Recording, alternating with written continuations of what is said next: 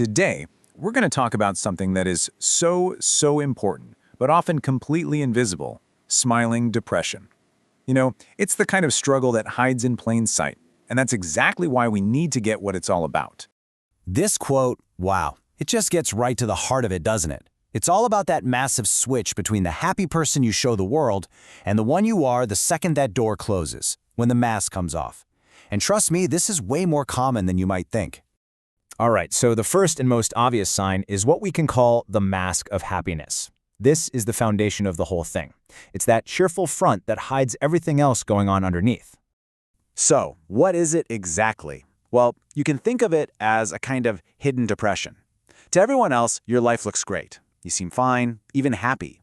But on the inside, you're dealing with all the classic stuff. That deep sadness, that anxiety, that feeling of just hopelessness.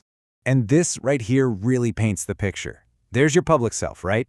The one who's always social, laughing, crushing it at work. The person your friends count on to be upbeat.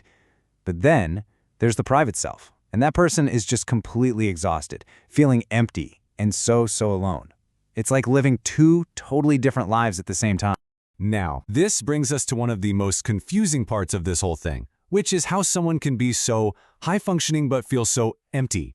And that's our second sign. They seem to be excelling at life. See, people with smiling depression aren't just getting by. Often, they're overachievers. They're the ones hitting every deadline, getting that promotion, and their social calendar is always full. On the outside, it seriously looks like they have it all figured out. And yet, here's the kicker, and our third sign. There's this total emotional disconnect. All that success, all those achievements, they don't bring any real joy. It's just a numbness, this feeling of just going through the motions. This is that internal struggle. It's this constant battle between doing everything you're supposed to do to be happy and the reality of feeling this huge void inside. It's like you're just watching a movie of your own amazing life, but you don't actually feel like you're in it. So what happens when you're stuck in that struggle day after day? Well, that leads to our last couple of signs, and it's a process I call the slow fade away. And this brings us to sign number 4, just sheer, profound exhaustion. And it makes sense, right? Think about the incredible amount of energy it takes to perform happiness all the time. There's actually a term for this: cognitive dissonance. It's the mental stress of holding two opposite ideas at once.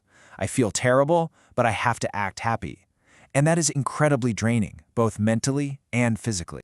When you're that exhausted, it almost always leads to our fifth and final sign: pulling away from everyone. It starts off small. You make an excuse to get out of a birthday party. Then you start ignoring texts because you just don't have the energy for a conversation. And pretty soon, those little things add up until you're actively choosing to be alone, because that's the only time you can finally take that heavy mask off. Okay, so we've been through the 5 signs, but the really important thing is, so what? What do we do with this? It's time we learn how to look beyond the smile. It all comes down to one really powerful, simple truth. What you see is not always what you get. The person who seems the happiest, the one who looks the strongest, they might just be the one fighting the toughest battle of all. So I want to leave you with this question to think about.